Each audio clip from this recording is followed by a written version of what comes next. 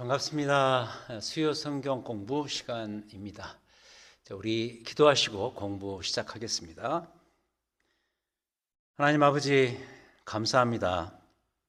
오늘 또 우리에게 말씀을 통해서 다가와 주시고, 말씀을 통해서 우리의 신앙의 진보와 유익을 위해서 깨달을 것을 깨달을 수 있는 하나님의 예배하신 은혜가 있기를 소원합니다. 고린도후서라는 우리에게 매우 소중한 책을 통해서 복음에 합당한 삶, 구원에 응답하는 삶이 어떤 것인지 깨닫게 하시고 도전해 주시어서 우리의 나아갈 삶의 방향을, 삶의 좌표를 다시 한번 잘 찍을 수 있는 귀한 이 공부의 시간이 될 수 있도록 시작부터 마지막까지 함께하여 주시옵소서. 주의 성령께서 우리의 생각과 우리의 지성과 판단과 마음을 주장하여 주시옵소서. 예수 그리스도의 이름으로 기도합니다. 아멘. 자, 우리가 지난주 공부에서 이 고린도 전서를 통해서 이 고린도 교회가 어떤 교회였는가 우리가 살폈습니다. 이 고린도 교회는 제가 이런 표현을 썼습니다. 문제 종합 선물 세트였다. 교회가 가질 수 있는 어떤 그런 실제적인 문제들을 여러 가지로 다양하게 가지고 있었던 그러한 교회, 바로 고린도 교회입니다. 자, 하지만 우리가 이제 거기서 배웠던 것은 교회의 교회됨은 고린도 교회처럼 교회 내에 있을 수밖에 없는 그런 문제들을 어떻게 하면 주의 복음으로 제거하고 극복하고 그래서 교회가 회복되어 나가야 할 것인가, 여기에 대해서도 말씀을 드렸습니다. 그렇게 본다면 이 고린도 교회는 이면에서 대표적인 샘플이 되는 교회다. 특히 그 고린도 교회가 현대 교회를 많이 닮아 있는 교회이기 때문에 지금 우리 현대 교회들의 교회됨을 생각하는 데 있어서 이 고린도 교회 같은 경우는 뭐 긍정적이든 부정적인 것이든 우리의 이 반면 교사가 됨을 우리가 깨달을 수가 있었습니다. 그렇다면 그 공부의 결론은 그거였습니다. 교회에 있는 그 문제들을 극복할 수 있는 방법이 있는데 두 가지로 제가 설명을 드렸습니다. 첫 번째는 항상 교회는 복음을 잘 해석하고 복음을 잘 이해해야 한다. 고린도 교회를 통해서 우리가 배울 수 있었던 첫 번째 중요한 주제죠. 복음을 잘 해석하라, 잘 이해하라. 거기에서 사용되는 결정적인 툴은 복음의 본질인 그리스도의 십자가와 부활로서 복음을 잘 해석하고 이해하고, 이게 첫 번째고, 그 다음 두 번째는 이제 실제적인 문제인데 복음적 가치를 실천하는 그러한 교회, 복음적 가치로서 살아가는 그러한 삶, 그러한 교회, 거기에서 동원되는 아주 중요한 장치는 하나님의 사랑입니다. 사랑으로서 살아가고, 두 가지죠. 그리스도의 십자가와 부활로서 복음을 잘 이해하고, 두 번째는 복음적 가치인 사랑을 통해서 우리가 삶을 살아간다. 이게 이제 교회의 교회됨을 회복할 수 있는, 우리의 신자의 삶을 온전한 방향으로 이끌 수 있는 중요한 주제가 되었습니다. 자, 고린도 교회가 이 바울의 첫 번째 편지였던 고린도 전서를 받고 난 이후에 많이 나아진 것 같아요. 그래서 이 고린도 후서는 두 번째 편지인데 그 나아진 상태를 보고받은 후에 쓴 편지거든요. 그래서인지 고린도 후서를 읽어보면은 교회가, 이 고린도 교회가 많이 회복된 것에 대한 칭찬이 있습니다. 그 칭찬들이 이 배어 있는 것을 우리가 볼 수가 있고요. 자, 그럼에도 불구하고 이 고린도 교회에 아직 남아있는 문제들이 있었어요. 그 문제들을 해결하기 위한 추가적인 교훈들이 또 동시에 나옵니다. 그래서 제가 화면에 썼죠. 고린도후서 추가 교훈 두 가지. 그것은 첫 번째, 이 거짓 교사들의 정체를 밝히는 것입니다. 그러니까 고린도 교회가 온전하게 다 회복된 것이 아니고 여전히 그 고린도 교회 안에 거짓 교사들이 있었단 말이죠. 그래서 이 거짓 교사들의 정체를 밝히고 그들과 멀리하라는 그런 교훈이 이 추가적 교훈의 첫 번째고요. 두 번째 추가적 교훈은 그러면서 사도 바울의 이 사도직을 변호합니다. 지금으로 말하면 고린도 교회에서 사도 바울이 이미 목회를 했었는데 고린도 교회를 떠난 다음에 전직 목회자였던 이 사도 바울의 사도직, 지금으로 표현하면 그의 목사됨이겠죠. 여기에 대해서 계속 비난을 이 거짓 교사들을 중심으로 해서 일어나고 있었거든요. 그래서 부정적인 차원에서는 거짓 교사들의 정체와 문제점을 밝히는 것이 추가적 교훈 넘버1이라고 한다면, 긍정적인 차원에서는 사도 바울의 그 사도직을 변호하는 그 내용으로 많이 그 지면을 할애하고 있습니다. 그래서 이 두 가지 추가적 교훈이 있었다라는 것을 먼저 알아두시면 감사하겠습니다. 그런 점에서 이 고린도 후서는 나름 이 개인적인 편지라고도 볼 수가 있죠. 고린도 교회를 향해서 자기 자신과 그 개인에 대한 어떤 그런 이야기들을 많이 하게 되죠. 자, 그렇다면 중요한 것은 이런 내용들을 통해서 지금의 우리가 무엇을 배워야 할까? 이게 중요하겠죠. 결국 이 성경이 존재하는 이유는 지금의 우리가 이 신앙생활과 교회 생활을 어떻게 하면 더 잘할 수 있을까? 이걸 위해서 존재하기 때문에 이 고린도 후서를 통해서 우리가 뭘 배워야 할까? 이게 중요하죠. 지금도 뭐 여전히 교회 내에 거짓 교사들이 있을 수 있죠. 그러니까 그 거짓 교사가 어떤 자인가를 그 정체를 밝혀내고서 그들을 교회 내에서 내쫓는 일, 이것도 역시 중요하지만 제 생각에는 이 고린도 후서가 말하고자 하는 그 내용 가운데 이런 특성이 있어요. 이걸 말씀드리고 싶어요. 복음 중심의 삶이라는 것이 어떤 것인가?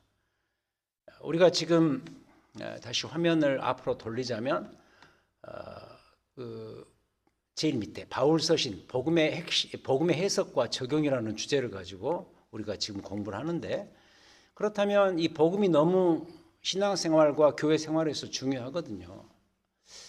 그렇다면 이 복음 중심의 삶, 이 빌립보서 표현을 빌리자면 복음에 합당한 삶, 그 삶을 사는데 있어서 드러나는 중요한 특징이 뭐냐?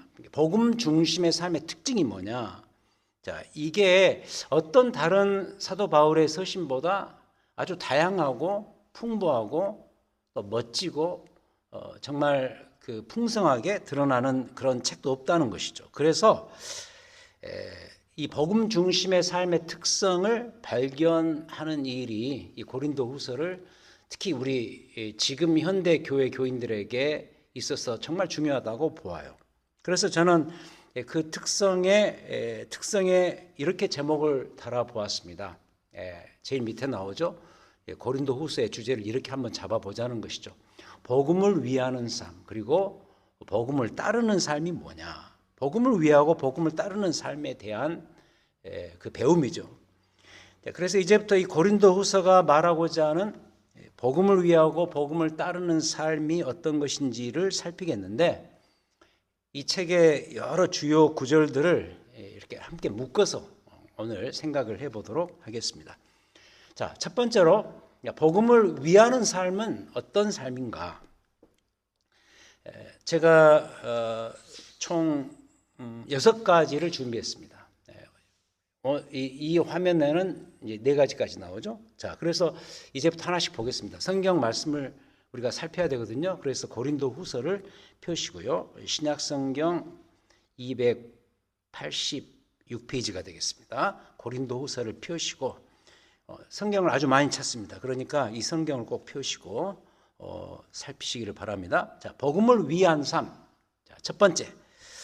그것은 그리스도의 향기로서의 삶이다. 그리스도의 향기로서의 삶이 복음을 위하는 삶의 첫 번째 조건이다. 자, 2장 고린도 후서 2장 14절 보겠습니다. 288페이지 고린도 후서 2장 14절. 꽤 잘 알려진 구절이죠. 제가 읽습니다. 후서 2장 14절. 항상 우리를 그리스도 안에서 이기게 하시고 우리로 말미암아 각 처에서 그리스도를 아는 냄새를 나타내시는 하나님께 감사하노라. 그리스도를 아는 냄새를 나타내신다. 누가? 하나님께서. 거기에 대해서 우리가 감사한다.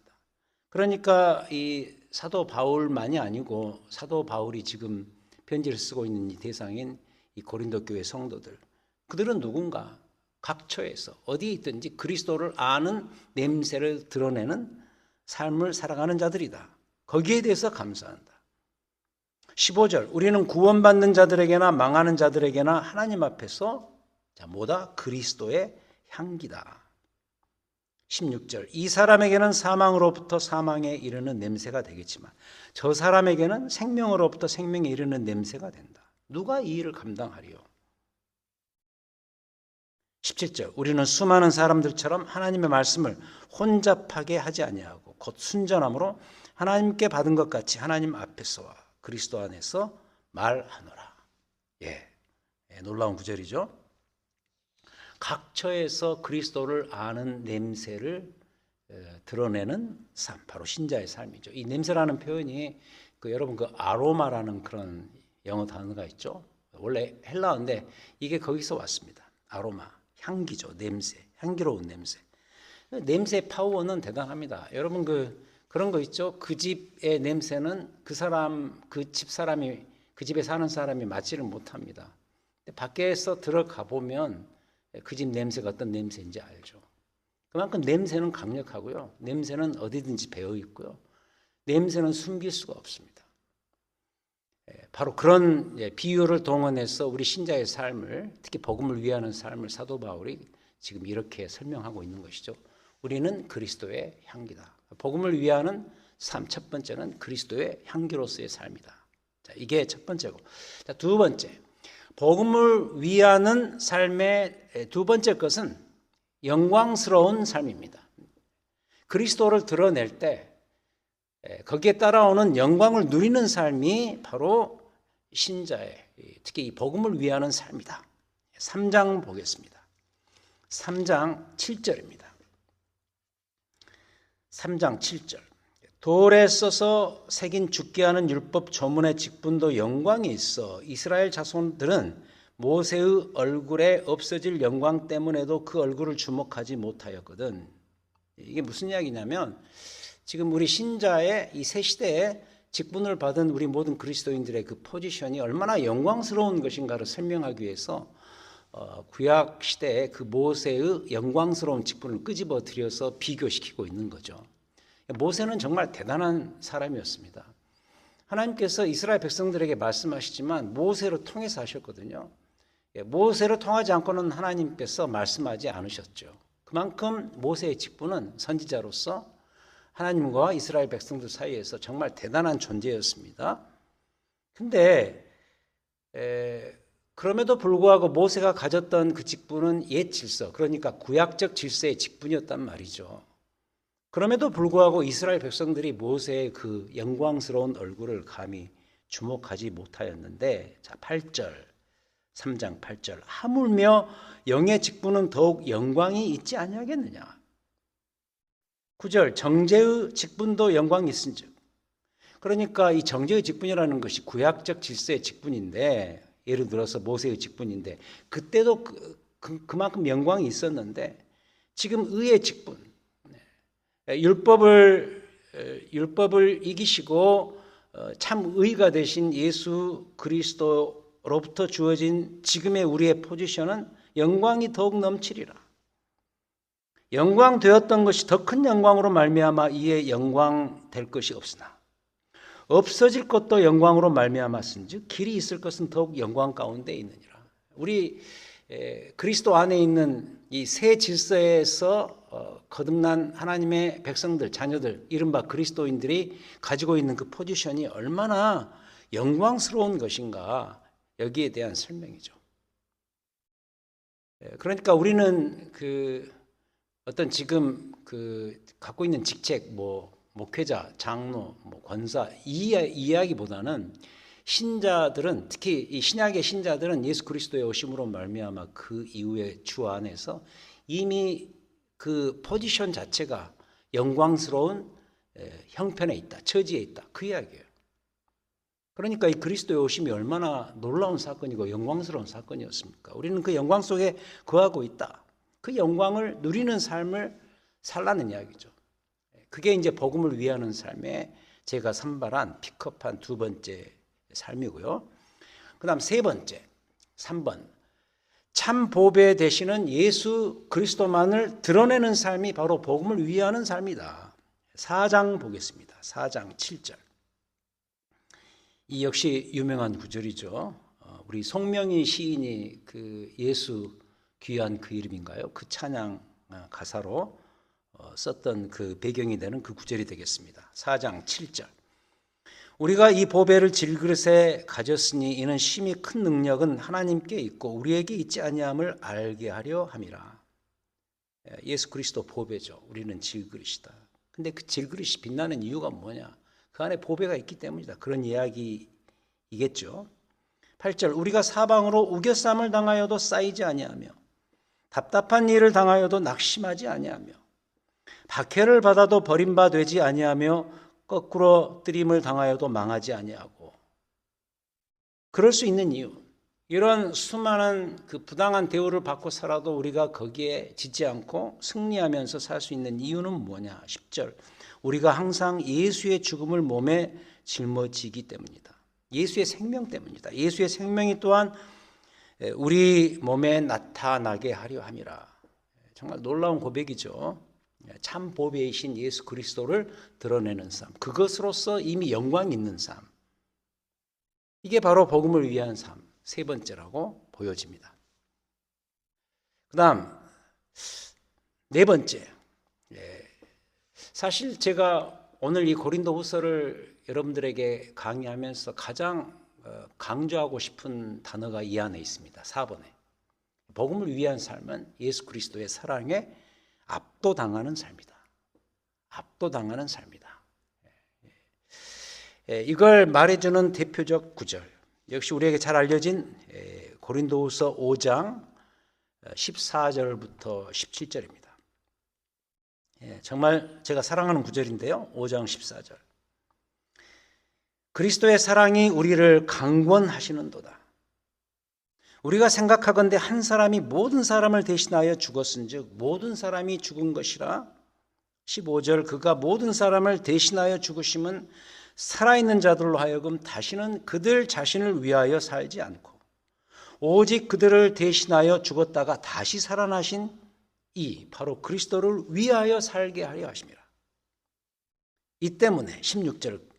그러므로 우리가 이제부터는 어떤 사람도 육신을 따라 알지 아니하노라. 비록 우리가 그리스도도 육신을 따라 알았지만, 과거에 그리스도를 육신에 따라 이해했지만 이제부터는 그같이 알지 아니하겠노라. 그러면서 그 유명한 17절이 나오죠. 그런즉 누구든지 그리스도 안에 있으면 새로운 피조물이라. 이전 것은 다 지나갔으니 보라 새 것이 되었도다.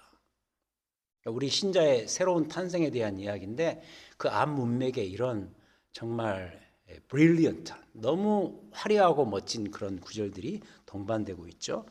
저는 이 구절 이 부분을 이렇게 이해하고 싶은 것이죠. 복음을 위하는 삶인데 여기에서 어떻게 그 삶을 표현하는가? 그리스도의 사랑에 취하는 삶, 그리스도 사랑에 압도당하는 삶, 그리스도 사랑에 제압당하는 삶, 이 삶이 바로 복음을 위하는 삶의 아주 중요한 정체성인 것이죠. 저는 그래서 이 강권하는도다, 14절 그리스도의 사랑이 우리를 강권하는도다, 참 좋아하는 표현입니다. 여러분, 우리 기독교 신앙이라는 것은 이게 있어야 돼요. 그 사랑이 나를 장악하고 그 사랑이 나를 압도하기 때문에 그것에 근거해서 자연스럽게 드러나는 삶이 신자의 삶인 것이죠.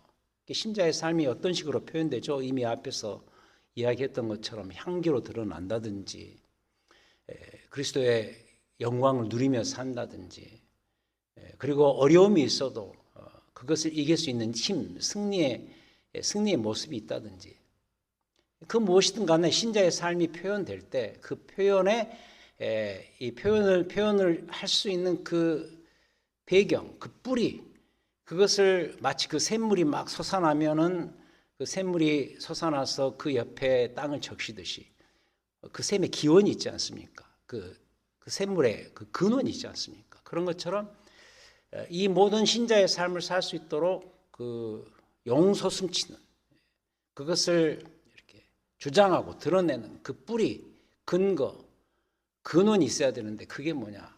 그게 바로 예수 그리스도 자신인데 특히 우리들은 그 그리스도 자신에 대해서 보배되시고 우리의 삶의 모든 것 되시는 그 그리스도의 사랑에 압도당하는 것이죠. 장악당하는 것이죠. 이게 이제 복음을 위한 삶의 네 번째가 되겠습니다. 그 다음 복음을 위한 삶 다섯 번째는 뭐냐? 약함이 강함이 되는 삶이다. 자, 어떤 이야기인지 아마 감을 잡으셨을 거예요. 여러분 12장으로 가겠습니다. 고린도후서 12장 7절부터 10절 12장 7절부터 10절 사도 바울의 그 개인적인 간증 같은 그런 대목이죠. 12장 7절 여러 계시를 받은 것이 지극히 크므로 너무 자만하지 않게 하시려고 내 육체의 가시 곧 사탄의 사자를 주셨으니 이는 나를 쳐서 너무 자만하지 않게 하려 하심이라.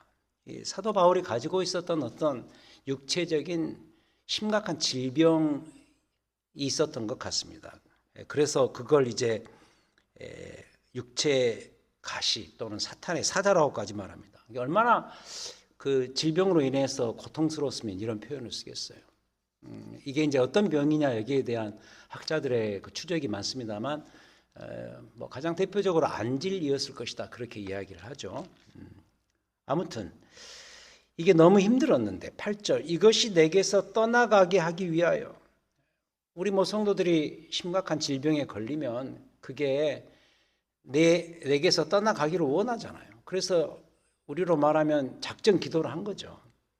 3번 죽게 작정 기도를 했는데 9절에서 하나님으로부터 응답이 있네요. 나에게 이르시기를 내 은혜가 내게 족하도다. 이는 내 능력이 약한 데서 온전하여 짐이라 하신지라. 그러므로 도리어 크게 기뻐함으로 나의 여러 약한 것들에 대하여 자랑하리니 이는 그리스도의 능력이 내게 머물게 하려 함이라. 여러분 사도 바울 아시죠? 그가 손수건을 이 앞치마를 그냥 이렇게 갖다 대도 나을 정도로 많은 사람을 치유했던 그런 치유의 은사가 있었던 귀한 사도였지만 정작 자신의 몸을 고치기 위해서 하나님 앞에 간구했을 때 오히려 그 응답이 내 은혜가 너에게 족하도다. 이는 내 능력이 약한 데서 온전해지기 때문에 이걸 그냥 놔두는 것이다 라고 그 응답을 받았을 때 그가 오히려 기뻐하고 감사했던 이 장면. 10절 그러므로 내가 그리스도를 위하여 약한 것들과 능욕과 궁핍과 박해와 곤고를 기뻐한다. 이는 내가 약할 때 강함이라. 우리 찬송도 부르지 않습니까? 약할 때 강함 주시는 그 찬송이 있잖아요. 자, 맞죠? 우리 복음을 위하는 삶 다섯 번째는 뭐냐? 약함이 강함이 되는 삶이다.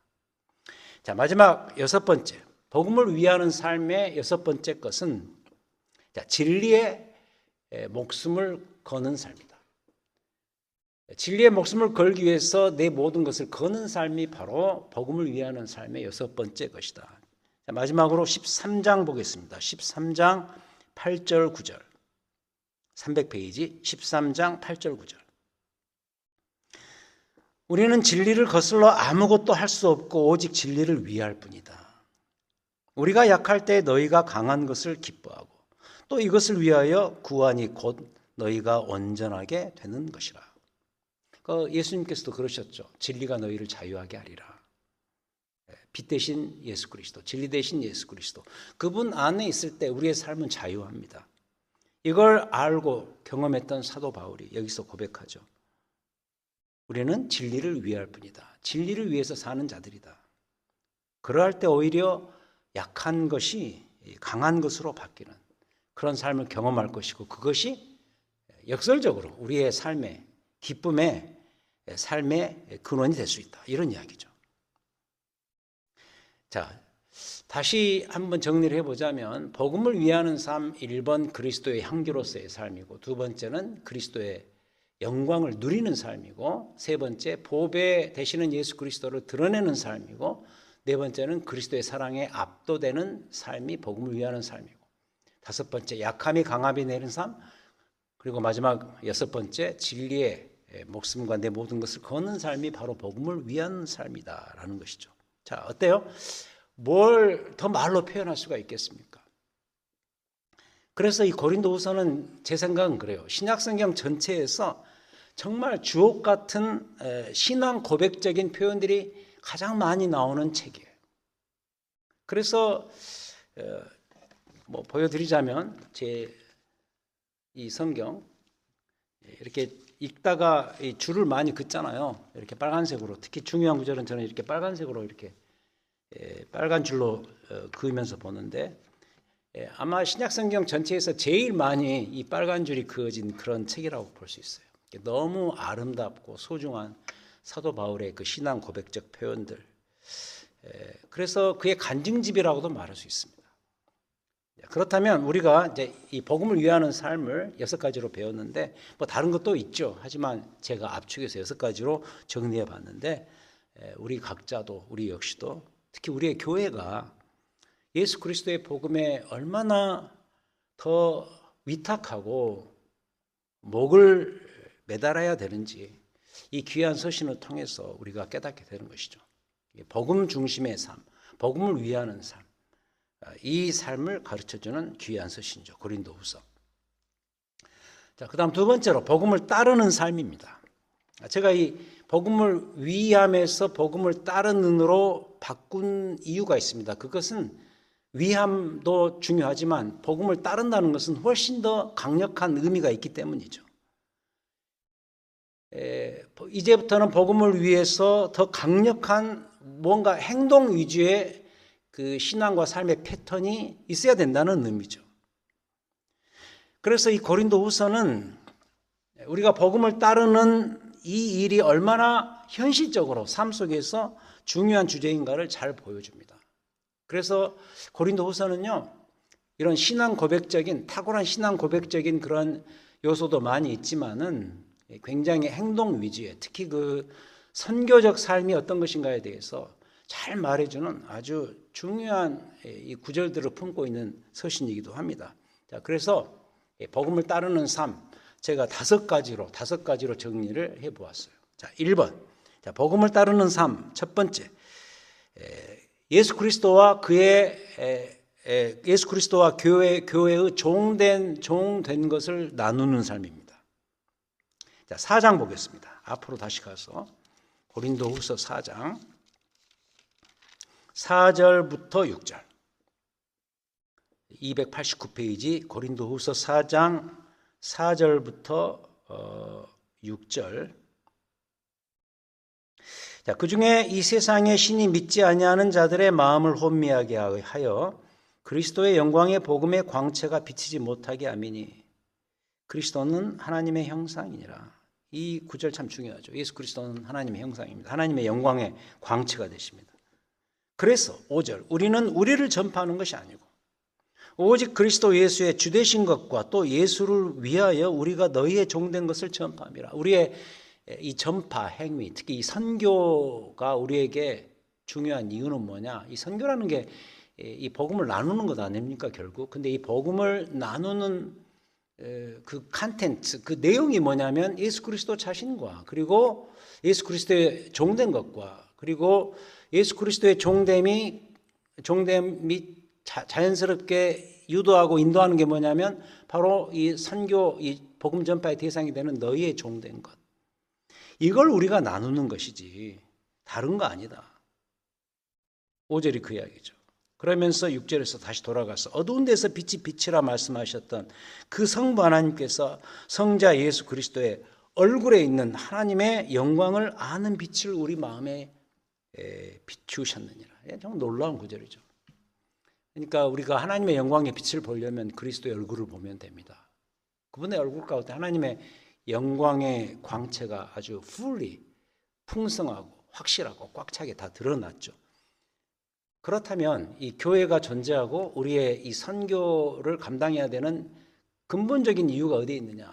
바로 이 영광의 하나님의 영광의 광채의 빛을 다 품고 계시는 예수 그리스도를 전하는 것. 그래서 예수 그리스도의 종 된 것과 이걸 또 이렇게 전달하는 그 교회의 종 된 것. 이것을 우리가 나누는 것이지 뭐 다른 거 있겠느냐. 이제 그런 이야기인 것이죠. 그리스도와 교회의 종됨을 나누는 삶이 바로 복음을 따르는 삶의 첫 번째 것이다. 두 번째, 복음을 따르는 삶 2번이 뭐죠? 풍성함을 나누는 삶이다. 여기에 이제 이 풍성함이라는 게 나의 가난을 뛰어넘는 풍성함입니다. 이게 훨씬 더 마음의 문제입니다. 현실적으로 풍성하다는 것이 아니라 내 마음의 부요함을 물질에 투영시켜서 나누는 삶이 바로 복음을 따르는 삶이다. 그래서 이 고린도후서만큼 실제적인 헌금에 대한 이야기를 많이 하는 본문도 없습니다. 8장 보겠습니다. 8장 1절부터 2절. 사도 바울이 그 어려워진 그 교회의 본부격이었던 예루살렘 교회 흉년이 들어서 아주 어려워졌는데 그 교회를 우리가 이 모 교회 마더 처치를 돕자. 그래서 사도 바울이 그 고린도 지역 그리고 그 다음에 그 앞에 이 빌립보 아가야 이 지방에 마게도냐 지방에 이 교회들에게 이 헌금을 거두는 일을 했었죠. 그 이야기를 하는 거죠. 8장 1절. 형제들아 하나님께서 마게도냐 교회들에게 주신 은혜를, 이 마게도냐가 이제 빌립보 교회 같은 경우, 데살로니가 교회, 이 아가야 지방 이런데 이 교회들에게 주신 은혜를 우리가 너희에게 다시 알린다. 이게 무슨 이야기냐면 이제 너희들이 이 피치를 해야 될 때다. 이 도네이션을 해야 될 그 순간이 왔다 이 이야기죠. 자, 그러면서 2절. 환난의 많은 시련 가운데서 그들의 넘치는 기쁨과 극심한 가난이 그들의 풍성한 연보를 넘치도록 하게 하였느니라. 그러니까 이 마게도냐 교회, 이 예루살렘 교회를 도왔던 그 교회들이 잘 살았던 것이 아니에요. 그들도 역시 힘들었어요. 그럼에도 불구하고 그들에게 넘치는 기쁨이 있었고 극심한 가난이 있었지만 그들의 풍성한 연보를 오히려 넘치도록 도왔다. 그 이야기죠. 13절. 이는 다른 사람들은 평안하게 하고 너희는 공고하게 하려는 것이 아니고 균등하게 하려 함이니 이제 너희의 넉넉한 것으로 그들의 부족한 것을 보충함은 후에 그들의 넉넉한 것으로 너희의 부족한 것을 보충하여 균등하게 하려 함이라. 이 균등이라는 말이 여기서 나오죠. 예루살렘 교회가 지금 어려워졌는데 그들을 지금 너희들의 것을 떼어서 돕는다면 나중에 또 하나님께서 다시 균등하게 만들기 위해서 그들을 통해서 너희를 도울 것이다. 교회의 하나됨, 연합을 이런 차원에서 설명을 하고 있죠. 15절 기록된 것 같이 많이 거둔 자도 남지 아니하였고 적게 거둔 자도 모자라지 아니하였느니라. 우리가 가난하고 힘들지만 이 가난을 뛰어넘어서 더 힘들고 어려운 주의 교회를 섬기는 그것 자체가 풍성함인 것이죠. 풍성한 나눔인 것이죠. 이걸 여기에서 강조하고요. 이 이야기를 또 9장에서 이어서 합니다. 유명한 구절이죠. 9장 5절. 그러므로 내가 이 형제들로 먼저 너희에게 가서 너희가 전에 약속한 연보를 미리 준비하게 하도록 권면하는 것이 필요한 줄 생각하였노니 이 구절 보면은 사도 바울이 이 헌금을 독려하는 그런 일을 했습니다. 이렇게 준비하여야 참 연보답고 억지가 아니니라. 미리 준비하라 그 이야기죠. 준비된 헌금을 여기서 가르치고 있습니다. 그러면서 6절 이것이 곧 적게 심는 자는 적게 거두고 많이 심는 자는 많이 거둔다 하는 말이로다. 각각 그 마음에 정한 대로 할 것이다. 인색함으로나 억지로 하지 말지니 하나님은 즐겨내는 자를 사랑하시느니라. 이 섬기는 것이 가져다주는 부요한 기쁨. 지금 이것은 우리에게도 있는 거 아닙니까? 교회를 위해서 헌금하고 또 어려운 선교 지역을 위해서 우리가 물질을 바치고 또 구제하고 또 뭔가 이렇게 도네이션 할 때 내 마음에 정말 차오르는 어떤 그 예기치 않았던 그 기쁨 여러분 아시잖아요. 이 가르침의 근원이 이 현실의 근원이 이 본문 안에 가르침의 근원이 다 담겨져 있습니다. 이 놀라운 구절이죠. 자, 그래서 세 번째 두 번째, 복음을 따르는 삶 두 번째는 나의 가난을 뛰어넘는 풍성한 나눔의 삶이다. 자, 세 번째, 복음을 따르는 삶 세 번째는 모든 이 세상의 모든 것들을 예수 그리스도께 귀속시키는 이 삶이 바로 복음을 따르는 삶이다. 10장 보겠습니다. 제가 참 고린도후서에서 정말 제 눈을 아주 번쩍 뜨이게 했던 그런 본문인데요. 10장 4절 296페이지 10장 4절 중요한 구절입니다. 우리의 싸우는 무기는 육신에 속한 것이 아니요 오직 어떠한 견고한 진도 무너뜨리는 하나님의 능력이라. 모든 이론을 무너뜨리며 하나님 아는 것을 대적하여 높아진 것을 다 무너뜨리고. 자, 이 구절 모든 생각을 사로잡아 그리스도에게 복종하게 하나니. 자, 이 구절입니다. 이 구절이 정말 중요해요. 특히 이 기독교 변증학에서 가장 많이 인용하는 그런 구절이죠. 그리스도의 세계관, 예수 그리스도를 믿고 그 안에 살아가게 되면 우리 신자의 삶은 새로운 세계관을 얻게 됩니다. 아까 고린도후서 5장 10절에서 누구든지 그리스도 안에 있으면 새로운 피조물이라. 새로운 피조물로서 새로운 그 월드뷰를 가지게 돼요. 그걸 말해주는 구절이죠. 이 세상의 모든 것들, 모든 이론들을 다 파는 하나님의 능력이라 그러죠.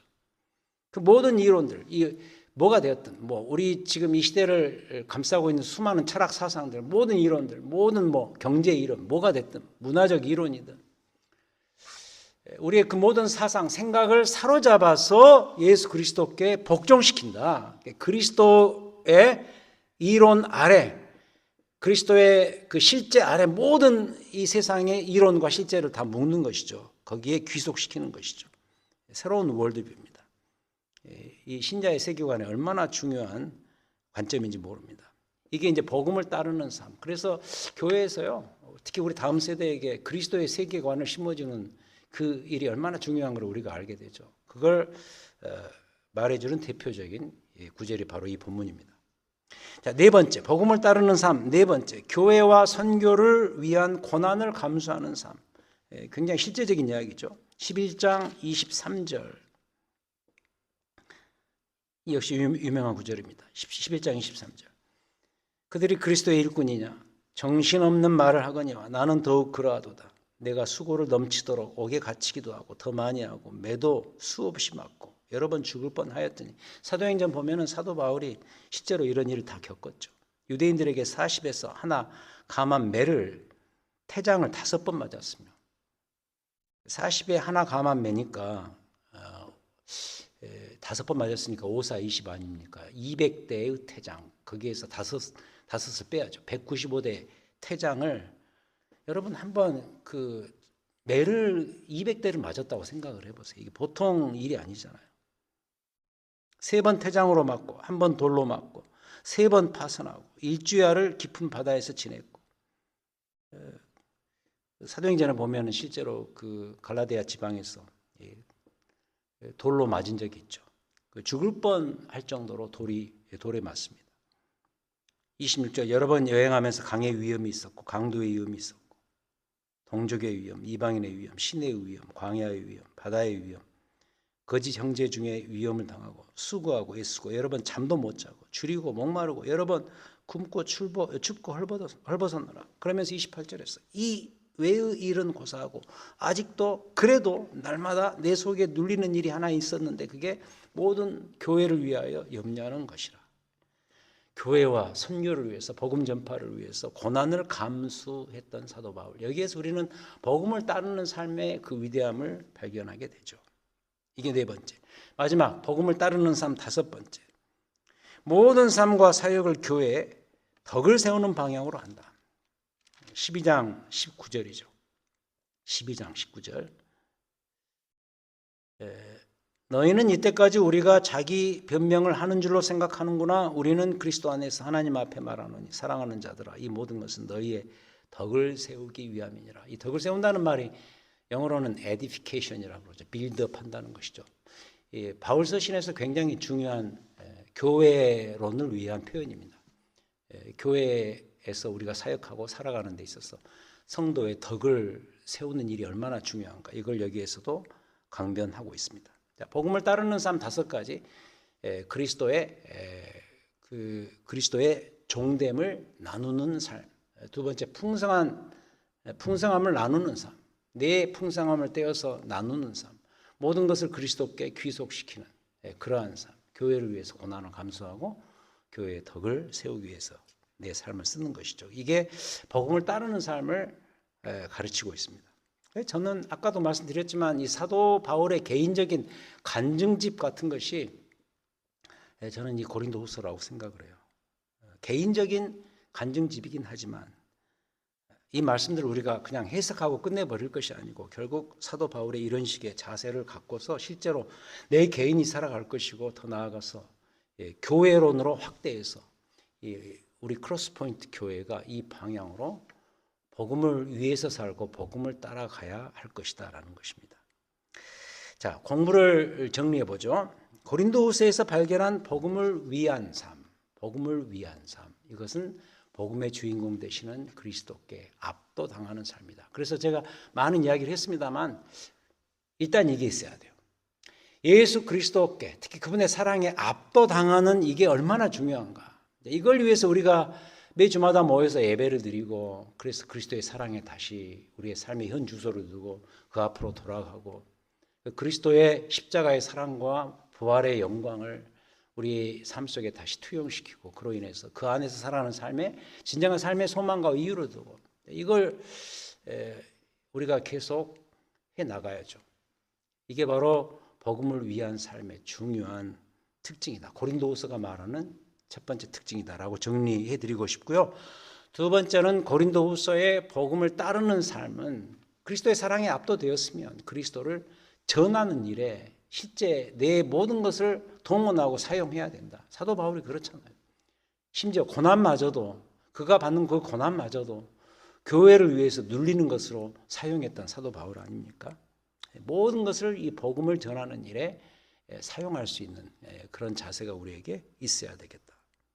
이 방향대로 살고 이 방식을 따르는 실제적인 삶이 내 삶만이 아니라 특히 이 교회에서 이루어질 수 있도록 우리 교회의 본질을 이런 차원에서 찾아가고 교회의 사역의 방향을 따라가야 될 것이다 하는 것이 이 고린도후서를 통해서 사도 바울이 우리에게 주는 아주 소중한 간증이요 메시지라고 확신을 합니다.